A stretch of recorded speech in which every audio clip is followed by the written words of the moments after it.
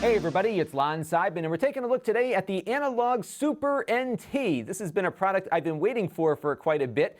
This is a Super Nintendo clone console, but it really is the clone console to end all clone consoles. You'll be paying a price for this, but if you are looking for the best possible way to play your old SNES games on your HD or 4K television, this one is probably going to be it. And we're going to be stepping through what separates this one from some of the cheaper ones out there in just a second. But I do want to let you know, in the interest of full disclosure, that I paid for this with my own funds. However, Analogue did send me mine a little bit early so we could get a head start on this review. All the opinions you're about to hear are my own. Nobody is paying for this review, and no one has reviewed this content before it was uploaded. So let's take a closer look now at the hardware. This costs $189 here in the United States, and for some reason they charge $37 shipping to get it to me, which I thought was a little on the high side.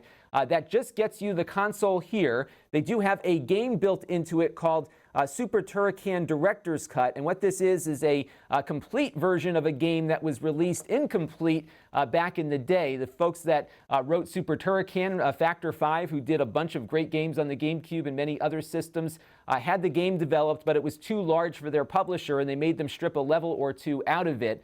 So you get the original game as it was intended built into the console, but any other game that you wish to play on this thing, you will need to have the original Super Nintendo cartridge here to play it. So it'll take the American, European, and Japanese cartridges, and as you'll see in a few minutes, it also works with flash cartridges like this SD to SNES for loading in games from an SD card. Now, what separates this device from some of the other clone consoles out there beyond the price tag is the fact that it's running with a field programmable gate array processor on board. And this allows this console to very accurately simulate the way the Super Nintendo worked. In fact, the chip on here is programmed to behave just like all the other chips that were on that original console. And this is something Analogue has been doing in the past as well. The Analogue NT Mini that we reviewed last year is also powered by one of these chips, and it was able to run the NES, but also a whole host of other 8-bit consoles from the 80s. And what would happen would be that if you wanted to load up the Sega Master System, for example, it would wipe that FPGA clean and would turn that 6502 processor into a Z80, and you'd get a very accurate representation of the Sega Master System. This console at the moment only plays the Super Nintendo, but the concept here is the same. You're getting the best possible simulation that is as close to the original as possible, along with very low latency, which we'll talk about a little later in the video here. And you will not get better than this, and you'll see a few examples of how this looks compared to some of the cheaper clone consoles out there. And the reason why they needed to come up with a new console versus a firmware update perhaps for the old one is that the FPGA chip on this device is smaller in size than this one is, and because the Super Nintendo is much more complex than an 8-bit console, you need more physical size on the FPGA to program all of these other chips into it, which is why they came out with this new console. However, technically, this is capable of playing the Super Nintendo as well as most of those 8-bit consoles that are currently playable on here. So my hope is that they make some additional firmware updates in the future to expand some of the systems that it supports. It really is technically a blank slate that is programmed to be a Super Nintendo every time it turns on. And its build quality is much nicer than its photos suggest. It is made out of plastic, unlike aluminum on the prior console, but it is a very high quality plastic, really nice overall industrial design, and it has some weight to it also, along with a big rubber foot here on the bottom, so it's not going to slide off a TV stand all that easily if you happen to snag one of your wired cables on it, for example. Overall, really nice feel here. The cartridges don't get gripped in too tightly, so they relatively easily insert and remove themselves, and all in, they did a very nice job making a clone console here. It will work with your original Super Nintendo controllers. That's probably the best way to go because you'll have the least amount of latency involved with that, but any compatible Super Nintendo controller will work. It also works with the 8BitDo wireless controllers, and they will sell you a matching controller to your console for $40 with the receiver. These receivers also work on the original Super Nintendo as well, which is kind of cool. On the back here, you've got an HDMI output. It will do 1080p at 60 frames per second. I was running this on my two 4K televisions, and it looks great on both of them, including my big OLED upstairs, so it's a very enjoyable retro gaming experience. Here is your power adapter. It's a standard USB power port, but you're going to notice that there is not a composite output on this, so you can't hook it up to a CRT and use a light gun, for example. That was something you could do on the older console, but this one does not support that. So keep that in mind if you were planning to use this with a CRT television. On the other side here, you've got an SD card slot, and at the moment, this is only for loading in firmware. On the prior version of the console, that's how this port began its life as well. This is a firmware update mechanism, but as some other firmwares came around, there was more that you could do with that, including loading in additional consoles as well as the games from those consoles. And we'll have to see what happens here with this one, but at the moment, you do need a cartridge or a flash cartridge in order to play games on this device. So let's boot this thing up and see what it can do. Now, a reminder, we are shooting this video at 30 frames per second, but this can output at 60. We'll put some 60 frames per second content up on the extras channel. There's also a reset button here on the other side. And you get this really cool intro logo that changes every time you boot up the console. You can turn this off if you don't like it, but I think it's kind of classy. So the first thing we're going to do here, because I don't have a cartridge currently installed in the console, is we're going to run Super Turrican Director's Cut, which is the pack-in game. Right now, this one and this one are the only two you can play without a cartridge, and every console comes with these. And we'll get this going here so you can see exactly what this looks like. We'll get through the opening screen here. And we've got some intro music. I'll do some sound comparisons for you in a minute. And we'll start the game up, and you can see what this looks like. The first thing that struck me about this is just how clean the video output is on here. It is really crisp and really a nice replication of the original. In fact, it probably looks better than the original does, especially given that we were playing this on old CRT televisions. Now, the one thing that I did notice is that the closer I sat to the TV, the more pixels I could see. And that's obviously just a result of the fact that these games were designed for much smaller screens with much lower resolution than we have today. So I found that when I was sitting across the room on my OLED set, things looked a lot better than sitting closer to my other TV down here in the studio. So that was one thing that I noticed here off the bat. I'm also not very good at this game, as you can see. It's often hard for me to play and talk at the same time, which is why I never got into game streaming. But overall, I'm really quite pleased with the image quality. The sound is excellent on this as well, and I think they've done just a tremendous job of replicating the Super Nintendo here in a way that really gives you they call this a reference design, that it's like the closest you can get without actually using the original hardware, and I think they largely accomplished that here. So what I want to do now is just get out of this game here. I'm going to switch over to our other camera. If you hit select and down, you can pull up the menu, and what I'm going to do is pop in this Super Mario Brothers cartridge and go up to Run Cartridge here, and when I do that, it's going to switch over now to this original cartridge that I have inside of this device, and I want to show you some of the video settings now. So I'm going to leave the title screen up here and step through some of the video modes. Again, you hit select and down to pull up the menu.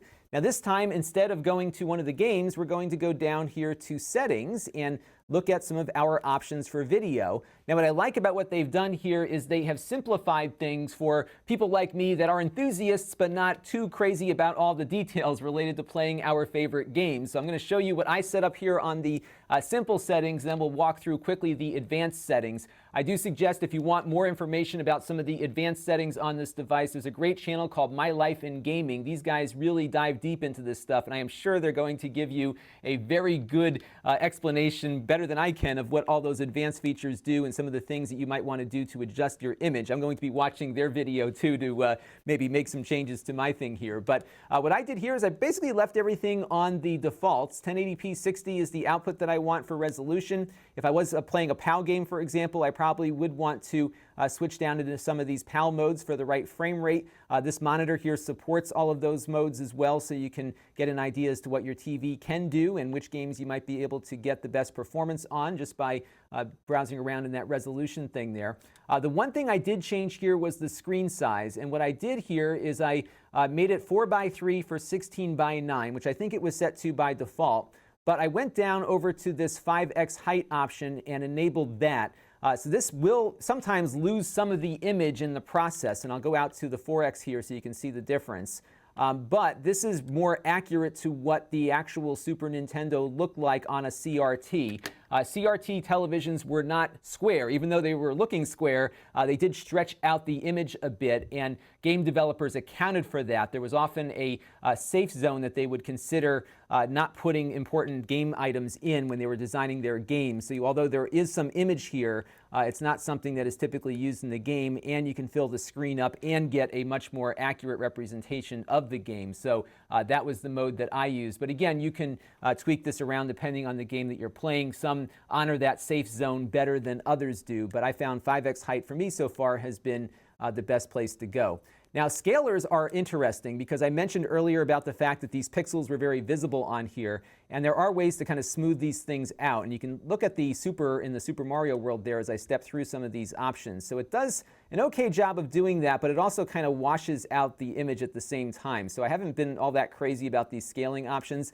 This is something that appears on some of the other clone consoles. The Retron 5 had this as an option. So if you are really looking to smooth things out a little bit, you can do that, but you lose some of the sharpness in the process. So I've been leaving the scalars off and just stepping back from my TV a little bit. One other thing you can do to try to improve the image if you are seeing a lot of pixels is to start playing around with the scan lines, and you can do this to kind of replicate the look of a CRT television and try to get a setting here that brings back the nostalgia the best way possible for you. You can even adjust the depth of the scan line so you can make your TV better or worse perhaps as you're messing around with this. So it's good to see a large number of scan line options here as well. Now, if you really want to get into the nitty-gritty, you can go over here to advanced mode, and when you enable that, you'll see some additional options. Now, if we go to width and height now, you can see I can adjust both the width and the height independently from each other to get the image exactly how I want it. I can also adjust the position of the image on screen in this mode. Again, that was enabled by clicking on that advanced mode option. You can also crop the image as well here, so you can remove portions of the image from screen if you want. You also get some additional features here that may or may not benefit you if you're playing around with some games. I'm guessing maybe some homebrew games might benefit from additional sprite tiles, for example. So you can make some additional setting adjustments here. Again, we're going to defer to the experts over at My Life in Gaming on some of these options. You can also go over here on the buffer mode. I have mine set to 0 delay, and that provides the least amount of lag, but you do get a little more lag here in fully buffered, but if you're sensitive to screen tearing, that might address it. Although I'll tell you what, I haven't seen much screen tearing playing with this thing, but I guess if you notice some of it and that really bugs you, you can adjust that buffering mode here and get a little more lag, but a better quality image there. So 0 delay has been fine for me. Again, I've been mostly sticking to the defaults here. So those are the video features, lots of stuff to tweak there. Over in audio, you have some other settings that you can adjust here, including a -3 dB output cut if it's a little too loud. Cartridge audio allows you to have an audio chip on the cartridge supply sound through the system. I think there are a couple of cartridges that do that. You can swap left and right, and you can also adjust the volume of the audio coming out of the cartridge to better mix it with the Super Nintendo's own sound system there. Over here in system, you've got a couple of options for how the menu looks. You can change the skin that it's got here, so you can change it to this. Maybe it's a little more visible that way. You've got some more color here with that. You can change the color of the highlighting, the fonts, the menu bounce. You can also dim the in-game menu if you want. Startup options is how you can get rid of that startup sequence. So if I wanted to just go to the menu directly without having that animation at the beginning, I can select this. Or if I want the cartridge to boot up just like it did in the old days, I can select that. And again, you can still get to the menu by hitting select and down. You set your system region here. So if you are playing PAL games, you'll want to switch that over there. And your LED options change the color of the light on the front of the device, and there's a clear version of this console that I believe has had some controversy based on the colors coming out of it, so you can adjust the color of your light in here if you want. So you really can get into the bones of this thing and make a lot of changes if you want, and that's only the first version of the firmware. I'm sure things will change as this console develops. You can also save or clear your settings here so they boot up with those settings every time you turn the console on. So let's shift gears now and talk about input lag. One of the things that an FPGA console brings to the mix is that you don't have the overhead of an operating system to slow things down. So this thing really is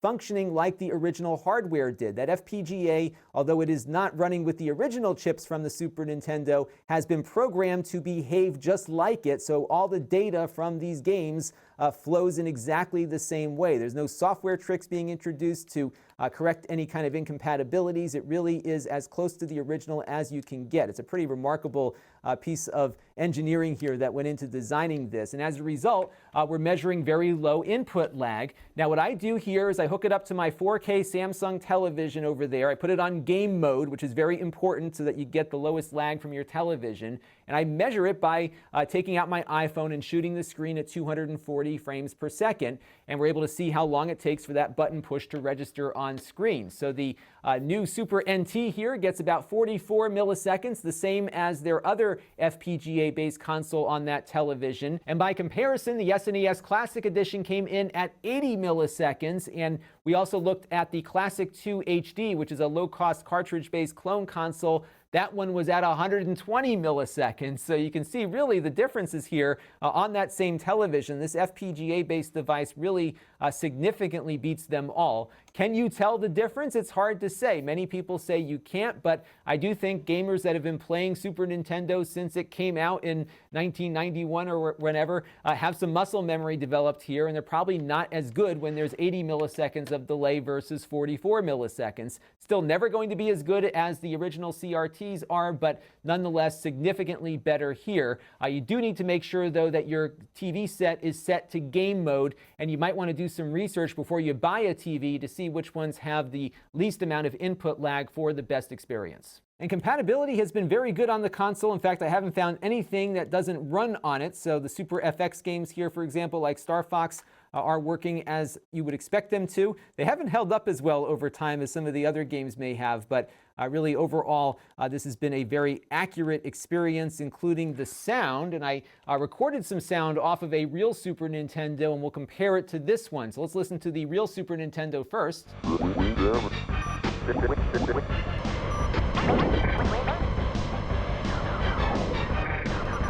And now here is the Super NT.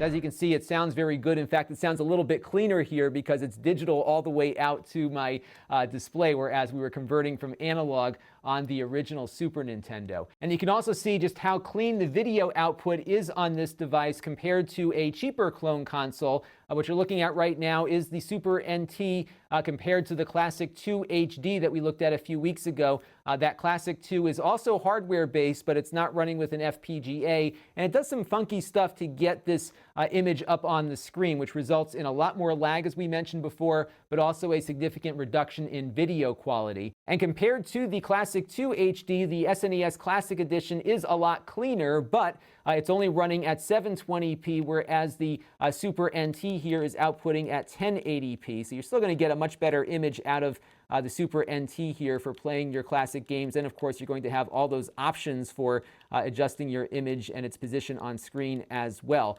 The one thing, though, that the SNES Classic does better is that it supports save states, which means that you can take a snapshot of your game and jump back to that at any point. So you can basically save your game every inch along the way in a very difficult level. You can't do that on this console because it doesn't support save states at the moment. So you will have to play through the games the old-fashioned way, which is beat them the hard way.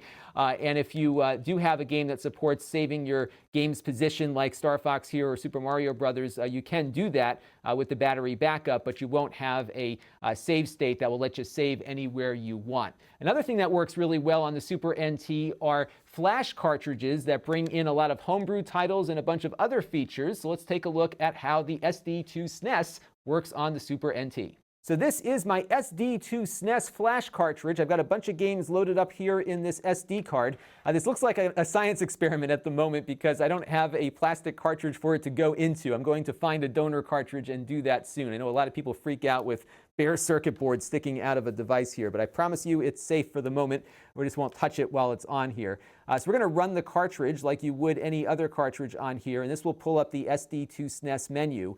The one thing you can't run on a flash cartridge at the moment are things like Star Fox here, because the SD2 SNES cannot replicate the SuperFX chip that is built into this cartridge. It had like an additional processor on board the cart that this flash cartridge does not yet support. But I can load up a game here like Super Star Wars Return of the Jedi, for example, and when I load that, I can play it just like I would a regular cartridge here on the Super Nintendo. Even in stereo here, it works just like I remembered it working back in the 90s, and I can go ahead and pop into the game here and show you how that plays. Here we are playing Return of the Jedi. It's just as hard as I remembered it being, but all the Mode 7 stuff works as I remembered it, and for the most part, your flash cartridge should be able to play a lot of the things that you want to play on it. But I'm going to switch this off real quick and show you one other thing that's really cool that you can do with a flash cartridge. So on this flash cartridge, I have a homebrew port of Road Blaster, which many of you might remember as a Laserdisc game from the 80s that also appeared in a number of game consoles with CD-ROMs in the 90s. And of course, the Super Nintendo here never had a CD-ROM, but this is running with something called the MSU enhancement. And if we load up the game here, you can see that screen comes up. This was like a chip that could be added onto a cartridge, for example, but my flash cartridge is able to emulate that. And we're getting essentially here a CD-ROM-like experience now. This is full motion video running on a Super Nintendo, which did not have that capability back in the day. Now, this cartridge would work on the regular hardware as well. We did that when we reviewed the SD to SNES, and it's great to see that we're not having any compatibility issues here either with the Super NT. Now, if I hit the start button here and start the game, you'll notice there's no sound, and the reason is that we do have to enable the cartridge audio, because another thing that the MSU supports is cartridge-based audio for digital sound effects here. So if I go over here to cartridge audio enable, we're now getting sound, and I can go in and play this very difficult game now. And you'll see here I got to hit the arrows at the right time to make sure my car doesn't crash. And this is a really good example of what a CD-ROM experience could have been like on the Super Nintendo, given that it had the ability to display more colors. So as 2018 standards here, this certainly doesn't look that great, but it looks a lot better than the Sega CD did back in the day, again, because the Super Nintendo could play or display more colors on screen at the same time.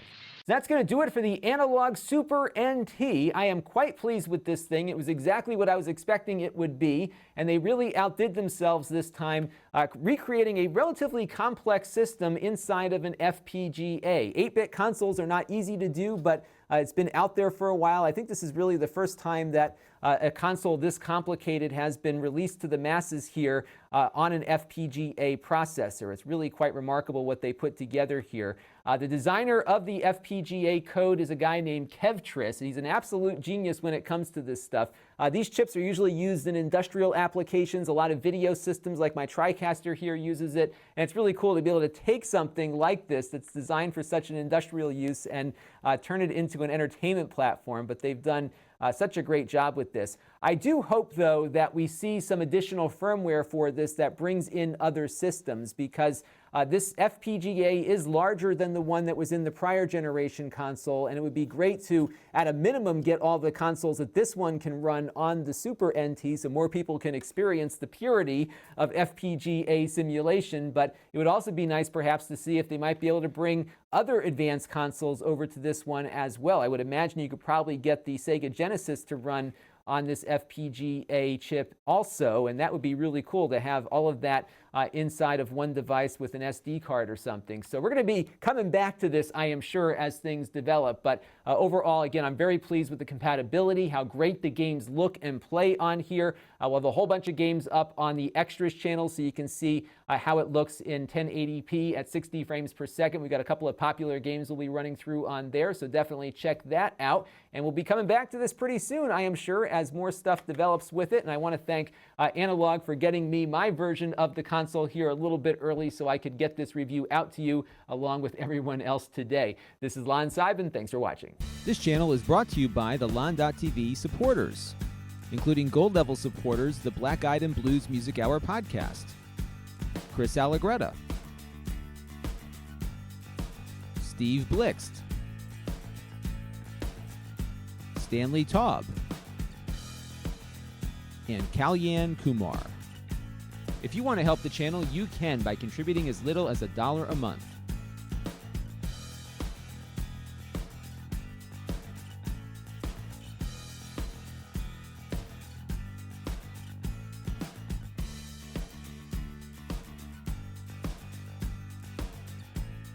Head over to lon.tv/support to learn more.